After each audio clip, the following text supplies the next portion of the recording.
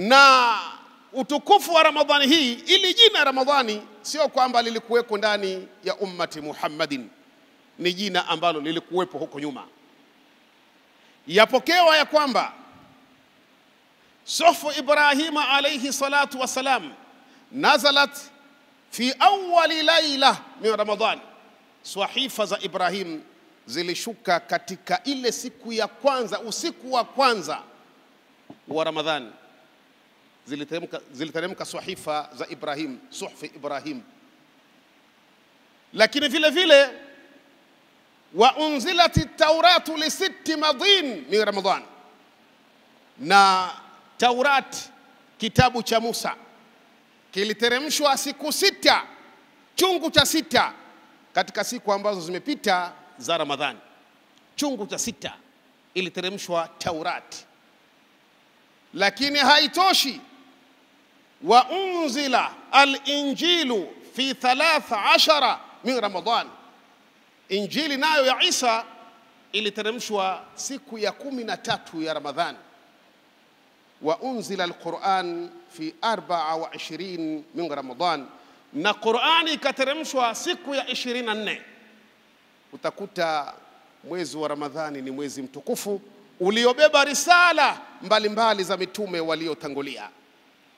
Nyumati ziliongozwa na vitabu ambavyo, vile vitabu ambavyo si sahifa vilikuwa 4, vyote viliteremka ndani ya mwezi mtukufu wa Ramadhan. Ni mwezi mtukufu sana,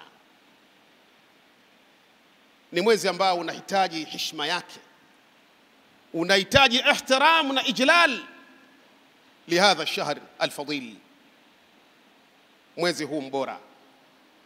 Ndugu zangu Waislamu, haitoshi usiku ambao umeteremshiwa Qur'ani ni usiku uliobarikiwa.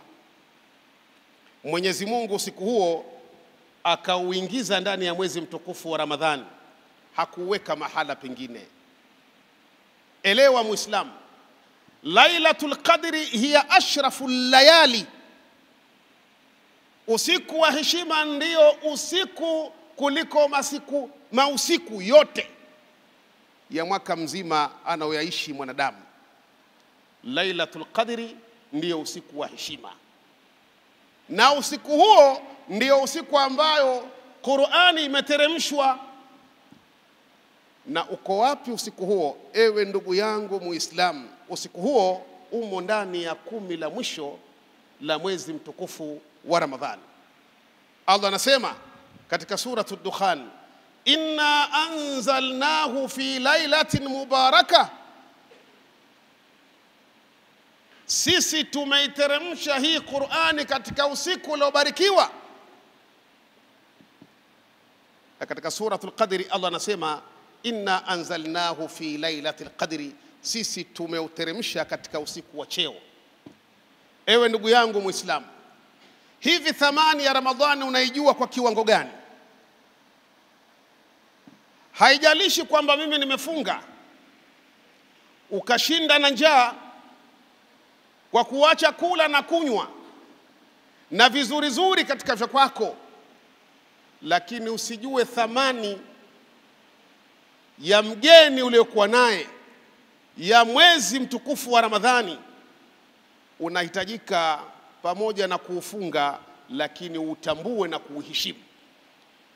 Kutokufanya mambo ambayo ni sababu ya kuvunja heshima yake, ukatenda matendo ambayo hayaendani na mwezi mtukufu wa Ramadhani, utalaanika. Si mwezi wa mchezo, matukufu mengi yalishuka ndani yake. Mtume sallallahu alayhi wasallam katika hadithi al-Qudsi anapokea hadithi hiyo mtume mwenyewe kutoka kwa Mola wake jalla fi'ala, asema alhasanatu bi'ashri amthaliha. Jema lolote alifanyalo mwanadamu malipo yake ni 10 mfano wake. Walile jema apewa 10 ila 700 dha'f, kwenda kwenye mema ongezeko la 700. nyongeza 700, toka 10 mpaka 700. Wewe ukitoa sadaka hapa unapewa 10,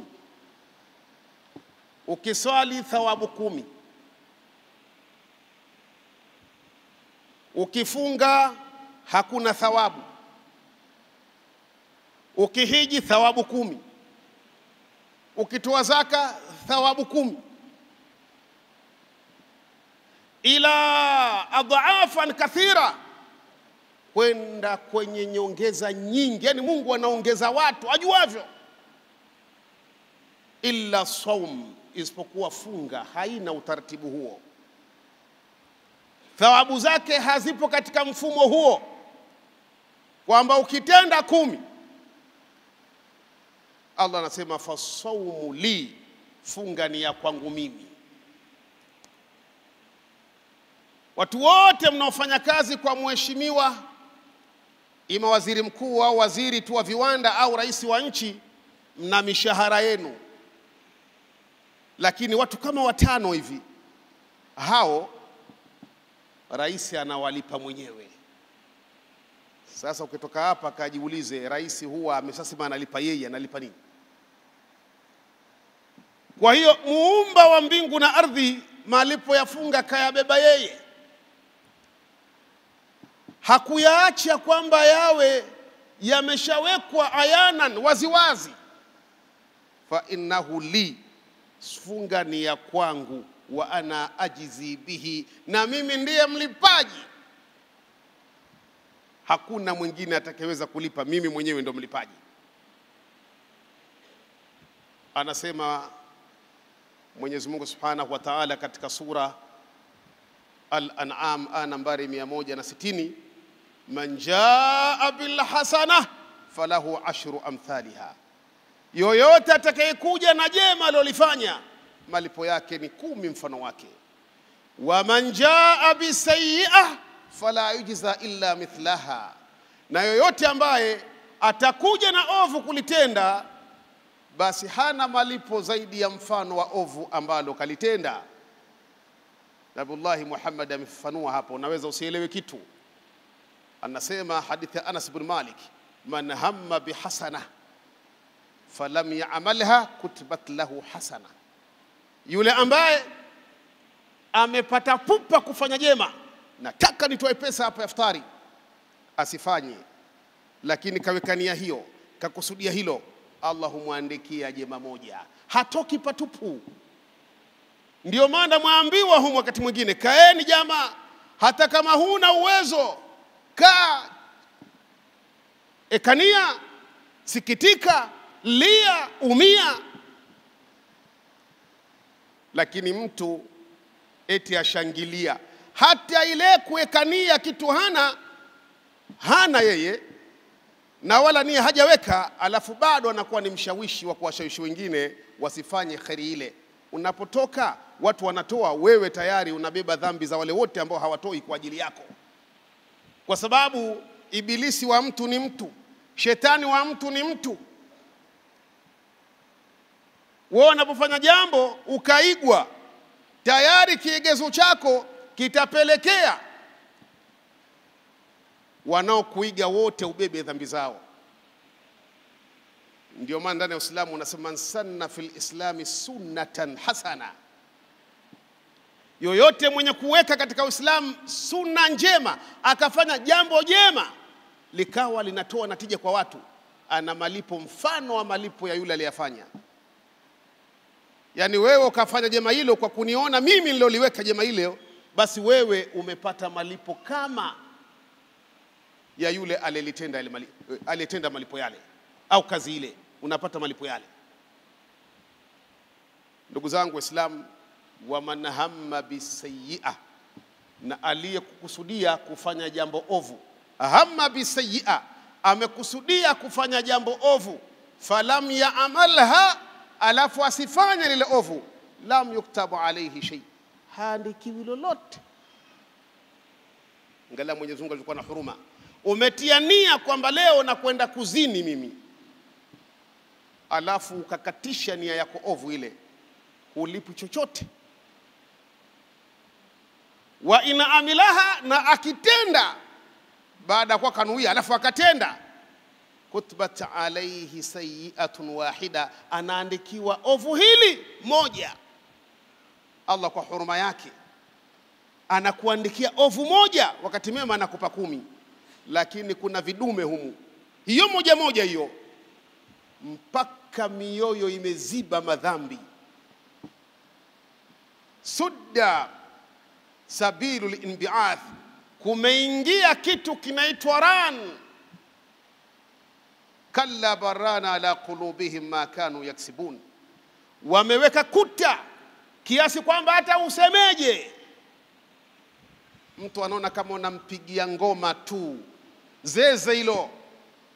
Ni kama wampigia gitaa mbuzi, hawezi kucheza, ameshaweka kutu. Ran ni kutu. Ndio maana mashekhe wanasema mpaka wanamaliza aya, wanaleta na madoido, wanatafuta falsafa mbalimbali kuwaweka watu katika taa, lakini yashindikana, kwa sababu tayari maasi yameziba ile mianya inayopenyeza kheri, imeziba. Maasi yasuddu subul al-inbi'ath, yanaziba njia zinazopenyeza kheri. Mwanadamu ana shuur, ana zile hisia. Kwenye maovu kuna hisia, mtu akiona jambo ovu, kama ni mpenda ovu, unahisi kama unasisimkwa kufanya lile ovu. Mifano mnayo nyie wote, watu wazima nyie.